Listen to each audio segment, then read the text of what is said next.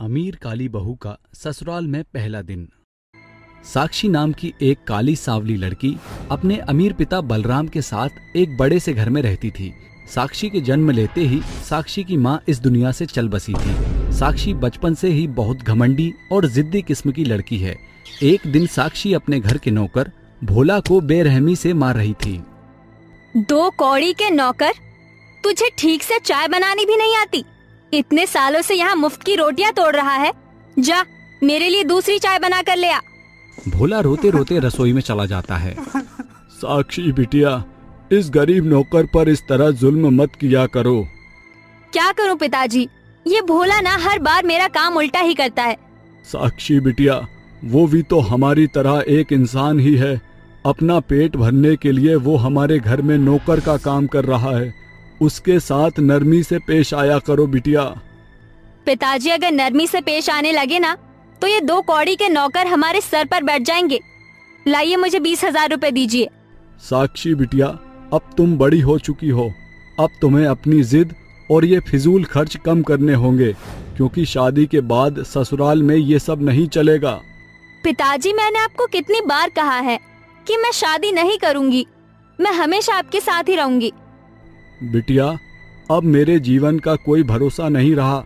मैं तो बुढ़ापे की दहलीज पर आकर खड़ा हूँ। पता नहीं कब इस बूढ़े शरीर से ये सांसें हमेशा के लिए बंद हो जाएं। इसलिए मैं चाहता हूँ कि मेरे जीते जी तुम अपने घर संसार से लग जाओ बिटिया। साक्षी बिटिया। पिताजी, पिताजी, पिताजी, क्या हुआ आपको? पिताजी, भोला कहाँ मर गया तू? भोला जल्दी आ। उतने में बलराम के घर बलराम की कंपनी का एक एम्प्लॉई रमेश आता है। रमेश जब बलराम की हालत देखता है तो वो बलराम के पास वाले हॉस्पिटल ले जाता है, जहां डॉक्टर बलराम का चेकअप करते हैं। थोड़े समय के बाद, डॉक्टर साहब, मेरे पिताजी ठीक तो है ना? बताइए क्या हुआ पिताजी को? साक्षी, आपके पिता के पास समय बहुत कम है। ये सुनकर साक्षी के पैरों तले जमीन खिसक जाती है और वो दौड़ती हुई अपने पिता बलराम के पास आती है।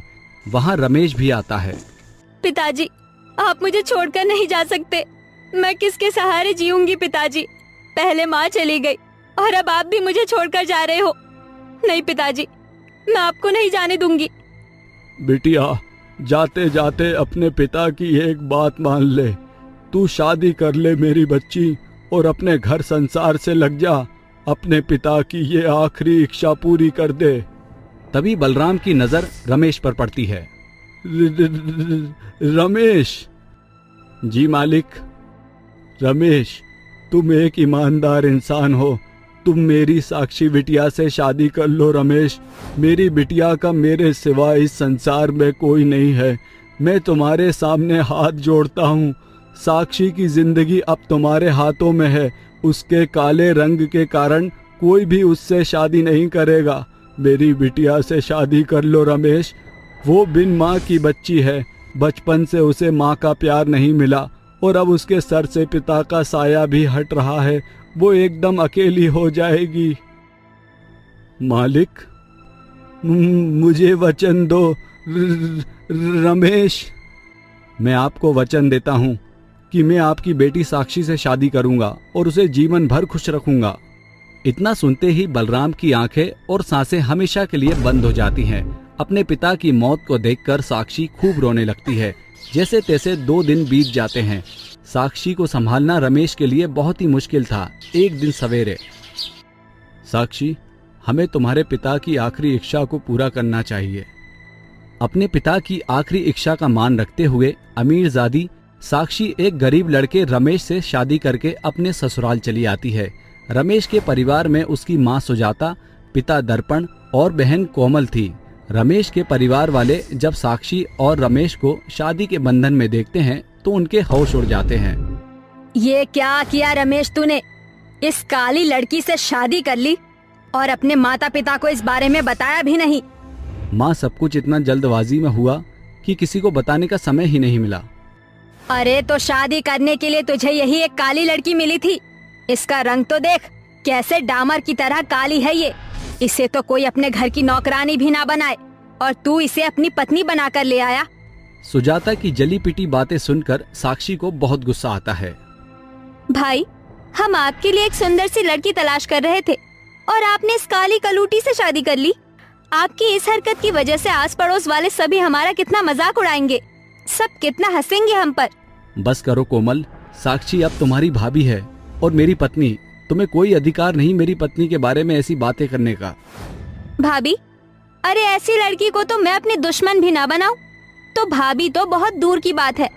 अपने बारे में ऐसी बातें सुनकर साक्षी को बहुत गुस्सा आता है, पर वो अपने पिता की मौत के गम से अभी बाहर तक नहीं निकली थी, इसलिए वो खामोश खड़ी रही। तभी रमेश साक्षी को लेकर अपने कमरे में आता है। दोनों कमरे में बैठे थे। साक्षी, अपने परिवार की ओर से मैं तुमसे माफी मांगता हूँ।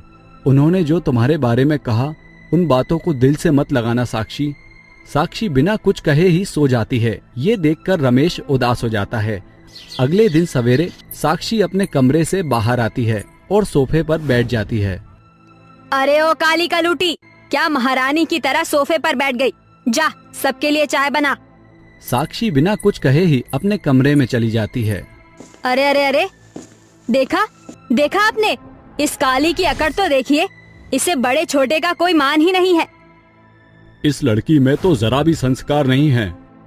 देखो रमेश, अपनी उस काली पत्नी की करतूत को देखो। तुम्हारी माँ ने उसे चाय बनाने को कहा और वो घमंडी बहू बिना कुछ कहे ही अपने कमरे में चली गई। क्या उसके माता पिता ने उसे जरा भी तमीज नहीं सिखाई कि बड़ों से कैसे पेश आना चाहिए? पिताजी, साक्षी को थोड़ा समय दीजिए, वो इस समय बहुत दुखी है। ऐसा कौन सा दुखों का पहाड़ गिर पड़ा उस कलूटी पर? जब से वो इस घर में आई है उसने एक भी बार हमारे पैर छूकर हमारा आशीर्वाद नहीं लिया, न हमसे बात की। आखिर किस बात का घमंड है उस काली को? शक्ल की ना सूरत की, और घमंड देखो जमाने भर का। माँ, आप नहीं जानते साक्षी के साथ क्या हुआ। तभी दर्पण को अचानक से चक्कर आ जाते हैं और वो बेहोश होकर नीचे गिर जाता है। ये देखकर सब हक्का बक्का रह जाते हैं।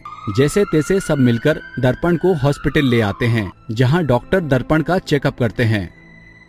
रमेश बेटा, ये क्या हो गया तेरे पिताजी को? वो ठीक तो हो जाएंगे ना? हाँ माँ, आप चिंता मत कीजिए, पिताजी को कुछ नहीं होगा। ये सब इस काली कलूटी साक्षी के कारण हुआ है। ये हमारे घर में मनूस बनकर आई है। इसके घर में आते ही पिताजी के साथ ये हादसा हो गया। कोमल बहन, अपनी जुबान बंद रखिए, वरना ससुर जी के साथ आपको भी इसी हॉस्पिटल में एडमिट करवाना पड़ेगा। देख रमेश, इस काली की अकड़ देख, तेरी बहन को कैसे धमकी दे रही है ये। उतने में वहाँ डॉक्टर आते हैं। रमेश, तुम्हारे पिताजी को एक बहुत ही खतरनाक बीमारी है। अगर उनका तुरंत ऑपरेशन नहीं किया गया तो उनकी जान भी जा सकती है।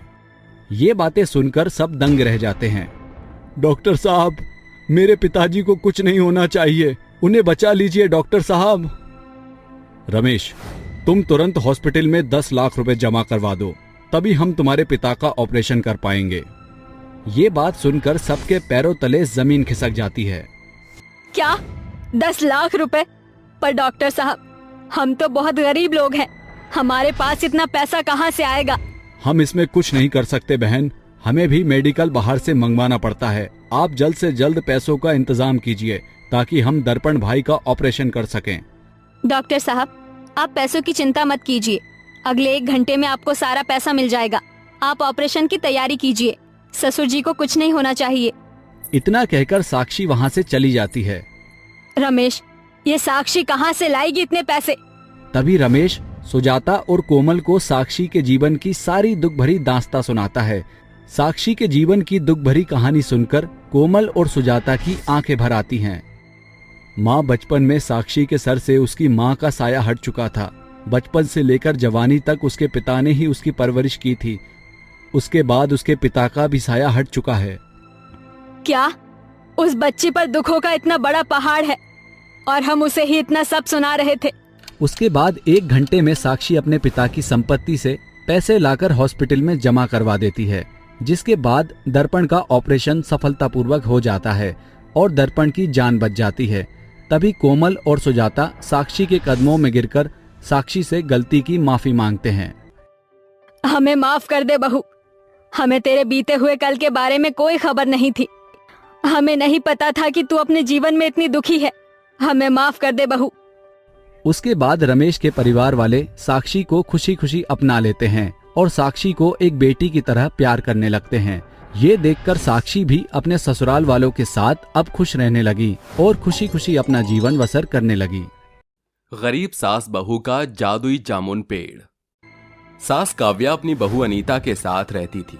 काव्या का पति सुरेश काफी समय से बीमार था, इसलिए वो कोई काम नहीं करता था और अनीता का पति बिरजू गोदाम में भारी भारी बोरियां उठाकर एक जगह से दूसरी जगह पहुंचाता था। काव्या का परिवार बहुत ही गरीब था। कभी कभी तो 2 वक्त की रोटी जुटा पाना भी मुश्किल हो जाता था।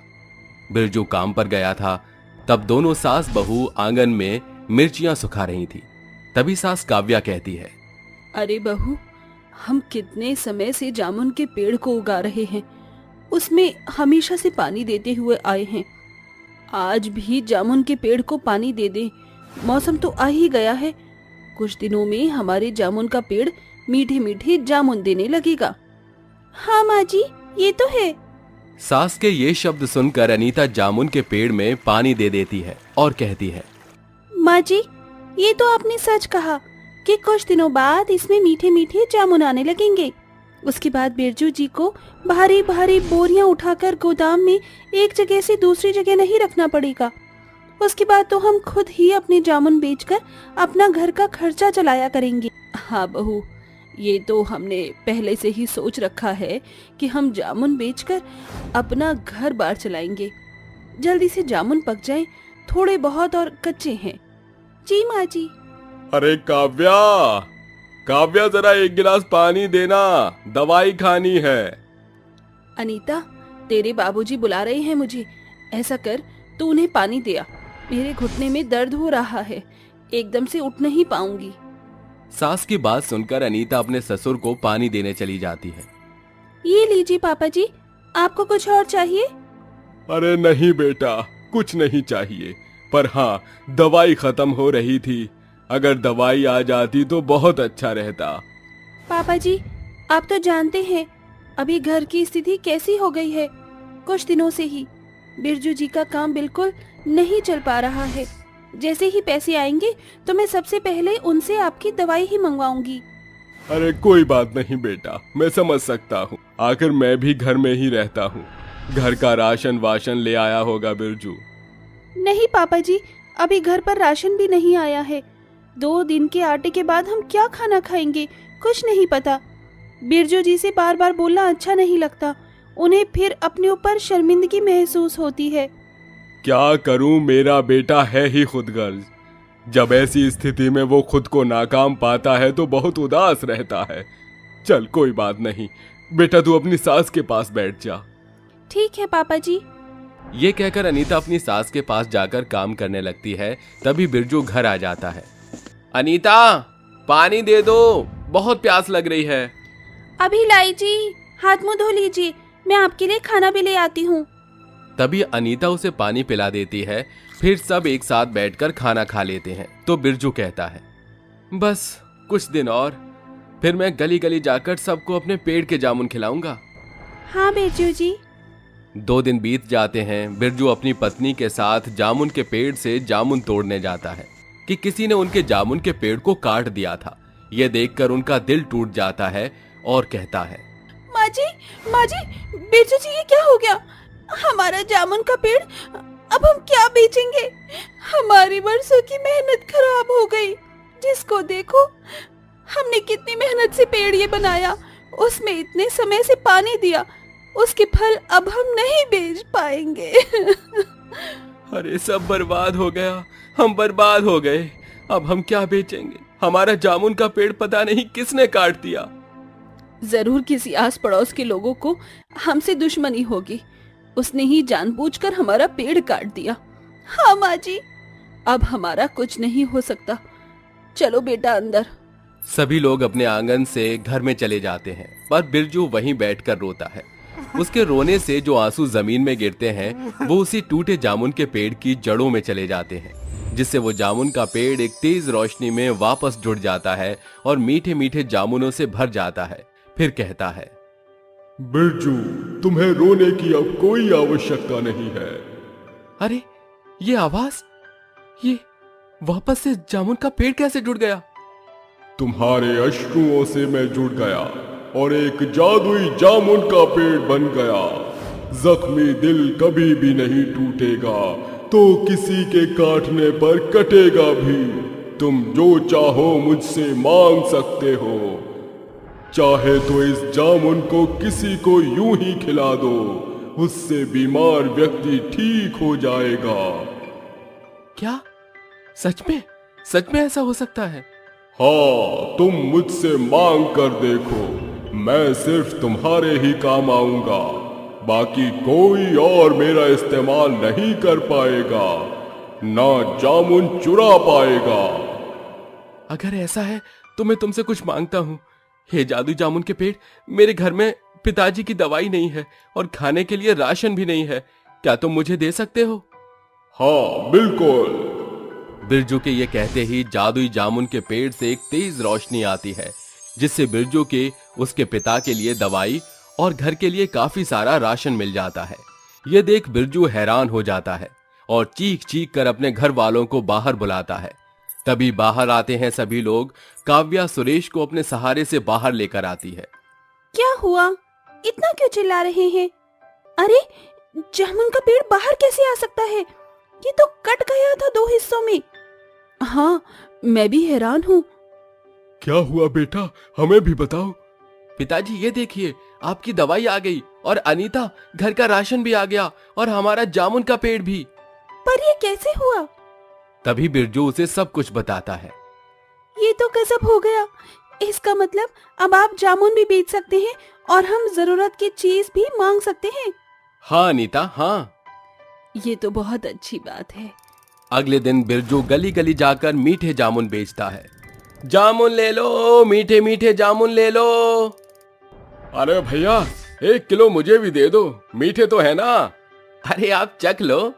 अरे वाह भाई, सच में तुम्हारे जामुन तो बहुत मीठे हैं। ऐसा करो 2 किलो दे दो। इस तरह धीरे धीरे बिरजू के सारे जामुन बिक जाते हैं। उसे पहले दिन काफी मुनाफा होता है। साथ ही घर में काफी दरारें आ गई थी, इसलिए अनीता जादुई जामुन के पेड़ के पास जाकर कहती है, हे जादुई जामुन के पेड़, हमारे पुराने घर को नए घर में तब्दील कर दो।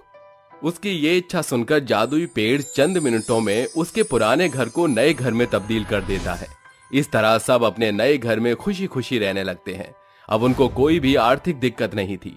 ऐसे ही एक दिन एक कुबड़ वाली बूढ़ी औरत आकर अनीता से खाना मांगती है। अरे बेटा, भगवान के नाम पर कुछ खाने को दे दे। 4 दिन से मैंने कोई खाना नहीं खाया है। आइए आंटी, आप बैठ जाइए, मैं आपके लिए कुछ खाने को लाती हूँ। ये कहकर अनीता उसे जादुई जामुन और खाना खिला देती है।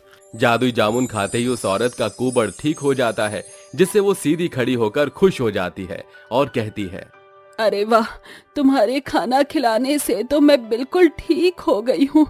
ऐसा क्या था? ये तो हमारे जादुई जामुन पेड़ की वजह से हुआ है। उसे जो भी कोई बीमार खाता है वो ठीक हो जाता है। अरे वाह बेटा, शुक्रिया मुझे खाना खिलाने के लिए। तुम्हारा भगवान भला करे। इस तरह जादुई जामुन पेड़ से गरीब परिवार की जिंदगी खुशहाल बन जाती है। साथ ही जादुई पेड़ की मदद से गरीबों की मदद भी वो करते हैं और खुशी खुशी रहने लगते हैं। एक बड़े से रॉयल बैंक्वेट में पार्टी चल रही थी, जहां शहर के बड़े से बड़े अमीर लोग आए थे। जहां गरीब मेघा सर झुकाए नौकरों की तरह नाचती हुई पार्टी में मौजूद लोगों को जूस पीने के लिए पूछ रही थी। साहब जी जूस? अचानक एक शख्स की जानी पहचानी सी आवाज सुनकर एकदम से मेघा की नजरें ऊपर उठ गई। वह शख्स कोई और नहीं, मेघा का पहला पति राघव था, जिसके बगल में उसकी नई पत्नी नैना खड़ी थी। ये देख मेघा की आंखें भर आईं। तभी उसकी आंखें सुमति पर घिराई, जो कभी उसकी सास हुआ करती थी। माँ जी, ये सब क्या है? राघव जी ने दूसरी शादी कर ली। मेघा को देखकर सुमति शर्म से भर जाती है और हिचकिचाती हुई कहती है, अब तुझे किस मुंह से बताऊं मेघा बहू, राघव ने तेरे साथ धोखेबाजी की, वो सब कुछ झूठ था। ये सुनकर जैसे मेघा का मन टूट जाता है और उसकी आंखों के आगे पिछली जिंदगी झांकने लगती है। मेघा का रंग बहुत ही सांवला था, खास उभरी सुंदरता नहीं कह सकते थे, मगर वह मन की बहुत ही खरी थी। हर किसी से हंसकर बात करना उसके स्वभाव में था और उसके पिता राम सिंह को हमेशा उसकी शादी की चिंता सताया करती थी। अजी क्या हुआ, इतने खोए खोए से क्यों है? अरे कुछ नहीं भाग्यवान, बस आठों पहर यही चिंता सताती रहती है कि अपनी बेटी के हाथ पीले कर दूं, मगर इसका काला रंग इसकी शादी के रास्ते में रोड़ा बना हुआ बैठा है। अजी आज सूर्यकांत भाई साहब आ रहे हैं ना, एक बार उनसे बात करके देखते। राम सिंह को गंगा की बात जच जाती है। उसी शाम सूर्यकांत अपने परिवार के साथ वहाँ आता है। मेघा सभी की खूब खातिर भाव करती है। उसका ये स्वभाव सूर्यकांत को भा जाता है। अरे राम सिंह, मेघा बिटिया गुणों की खरी खान है, किसी से भी घुल मिल जाना, बड़ों का आदर करना खूब आता है इसे। अरे सूर्यकांत, मुझे तुझसे मेघा को लेकर बात करनी है। तू तो जानता है मेघा के काले रंग के कारण हर जगह से बात कट जा रही है। मेरी मेघा को अपनी बहू बनाकर इस लाचार बाप को धन्य कर दे। ये जमीन जायदाद मेघा की है और शादी के बाद राघव की होगी। अरे मेरे दोस्त, तूने तो मेरे मुंह की बात छीन ली। अब मेघा ही मेरे घर की बहू बनेगी। मेघा के साथ शादी की बात सुनकर राघव अंदर से कुड़ जाता है, मगर संपत्ति के लालच में वह मेघा से शादी कर लेता है। मेघा नई जिंदगी की कई सपनों के साथ ससुराल आ जाती है। नेहा, भाभी को उसके कमरे में छोड़ा। चलो मेरी प्यारी भाभी, मैं आपको आपका कमरा दिखाती हूँ। मेघा की ननद नेहा उसे कमरे में छोड़कर चली जाती है। कुछ देर बाद राघव कमरे में आता है और कमरे को फूलों से सजा देखकर उसके दिलो दिमाग में सांप लौट जाते हैं। जी तो कर रहा है इस काली चुड़ैल का गला घोंट दूं, ताकि इस झूठे रिश्ते से जान छूटे। राघव जी, क्या हुआ, कहाँ खो गए? आइए ना। If you don't mind Megha, अपने रिश्ते को बढ़ाने के लिए मुझे थोड़ा वक्त चाहिए। Good night. इसी जवाब के साथ राघव सो जाता है। बेचारी मेघा को अपनी बात रखने का मौका भी नहीं मिलता। अब तो ये हर रोज की बात हो जाती है। राघव रोज दफ्तर का बहाना बनाकर सारा वक्त अपनी गर्लफ्रेंड नैना के साथ अय्याशी बाजी में बिताता था। राघव, इट्स इनफ, मुझसे ये लुका छुपी का खेल और नहीं खेला जाएगा। तो मैं क्या करूं नैना, मैं खुद भी अपनी ब्लैक टी बीवी से छुटकारा चाहता हूं, मगर परिवार के हाथों मजबूर हूं। I have a idea. Naina Raghav के कान में फुसफुसाती है। रात को जब राघव घर लौटता है तो मेघा ने कमरे को मोमबत्तियों और फूलों से सजाया हुआ था, जिसे देख राघव उखड़े मिजाज से कहता है, ये सब क्या है मेघा? राघव, ये सब मैंने आपके लिए किया है। ये कहकर मेघा राघव के गले लग जाती है। तभी राघव गुस्से से भरकर उसे दूर करके उस पर चीख पड़ता है, दूर रहो मुझसे, क्यों बार बार मेरे करीब आने की कोशिश करती हो? घिन आती है मुझे तुम्हारी शक्ल से भी। कहाँ तुम्हारा काला रंग, कहाँ मैं स्मार्ट, तुम मुझ में जरा भी मैच नहीं करती। राघव के शब्दों में छलकती रंजिश देखकर मेघा फूट फूट कर रोने लगती है। तभी राघव जमीन पर बेहोश हो जाता है। राघव जी, आपको क्या हो गया? उठिए ना। माँ जी, बाऊ जी, जल्दी आइए। आवाज सुनकर सभी भागे भागे कमरे में आते हैं, जिसके बाद डॉक्टर को बुलाया जाता है। क्या हुआ डॉक्टर साहब, मेरा बेटा ठीक तो हो जाएगा? I am sorry Suryakant ji, but आपके बेटे को ब्लड कैंसर है। अब ये कुछ दिनों के मेहमान हैं। ये सुनकर पूरे घर में जैसे दुख का माहौल छा जाता है और सुमति को मेघा खटकने लगती है। हमें इस अपशगुनी को बहू बनाना ही नहीं चाहिए था। इस काली चुड़ैल के कारण मेरे हंसते खेलते घर में अंधेरा छा गया। इतने में राघव होश में आकर बोलता है, बस करो माँ, मेरे होते हुए आप मेरी पत्नी को ताने दे रही हो। अरे इस बेचारी का कोई कसूर नहीं। मेघा, मेरे पास वक्त बहुत कम है। मैं चाहता हूँ कि तुम मेरे जीते जी तुम्हारा घर बस जाए। अजी, मेरी शादी आपसे हो चुकी है। मैं दूसरी शादी हरगिज नहीं करूंगी। मुझे भगवान पर भरोसा है, वो मुझसे मेरा सिंदूर नहीं छीन सकते। मैं सोचती थी कि आपको मेरा काला रंग खटकता है, इसलिए आप मुझसे कटे कटे रहते, मगर आज ये जानकर मैं अपनी ही नजरों में गिर गई हूँ। मेघा, ये इन सब बातों का वक्त नहीं है। मैं तुम्हें बाकियों की तरह बीच मझधार में अकेला छोड़कर नहीं जाऊंगा। जब तक तुम्हारा घर नहीं बसता, ऊपर वाले पर मेरी सांसें कर्ज हैं। तुम्हें मेरी कसम है, अपनी जिंदगी में आगे बढ़ जाओ। इसके बाद राघव अपनी पत्नी मेघा की दूसरी शादी गरीब गोपी से कर देता है और मेघा के जाते ही घर में नैना की एंट्री होती है। भैया, ये लड़की कौन है? ओह कम ऑन डार्लिंग, भैया से क्या पूछती हो? मैं बताती हूँ, आज से मैं तुम्हारी भाभी हूँ। राघव, ये लड़की क्या कहने की कोशिश कर रही है? इस पर राघव जोर से हंसता हुआ कहता है, डैडी, मुझे कोई ब्लड कैंसर नहीं। मेरा बेहोश होना, झूठे आंसू रोना, ये सब प्लान का हिस्सा था ताकि मेरी काली बीवी इमोशनल होकर दूसरी शादी कर ले और मैं अपनी ऑल टाइम गर्लफ्रेंड नैना के साथ शादी करके सेटल्ड हो जाऊं। ये सब सुनकर पूरे घर वालों के होश उड़ जाते हैं और सुमति राघव को जोर से थप्पड़ मारकर कहती है, आज तुझे अपना बेटा कहते हुए मुझे घिन आ रही है। वो बेचारी तेरी आंखों में प्यार खोजती रह गई। तूने उसका काला रंग देखा मगर उसके मन में झांक कर नहीं देखा। राघव को अपनी माँ की फटकार से कहाँ मतलब था, उसे तो बस नैना के साथ शादी की पड़ी थी। उसने नैना से शादी कर ली। वहीं मेघा का हर दिन गरीबी में बीत रहा था क्योंकि उसका पति गोपी सारा दिन पीकर घर में पड़ा रहता था। अरे हमका पीनी है हमका पीनी है। अजी, जब संभाली नहीं जाती तो उतनी पीते ही क्यों हो? सारा दिन नशे में तर रहते हो। मेघा की इस बात पर गोपी उसे खींचकर थप्पड़ मारता है, जिस कारण मेघा दूर जा गिरती है। धीरे धीरे मेघा को अब समझ आ चुका था कि बिना उसके घर से पांव बाहर निकाले घर चलाना मुमकिन नहीं, मगर उसे कहाँ पता था कि तकदीर उसे जबरदस्ती उसे पिछली जिंदगी में खाए धोखे को दिखाने खींच लाई है, जहाँ उसे राघव की असलियत पता चलती है। मुझे माफ कर दे मेघा बहू, मैंने कभी नहीं सोचा था कि मेरा बेटा एक लड़की के लिए धोखेबाजी की राह पर उतर आएगा। मेघा मन से अपने अंदर भरे दुख को लिए राघव के सामने आती है। मेघा को सामने देख राघव का चेहरा फीका पड़ जाता है। क्या हुआ राघव जी?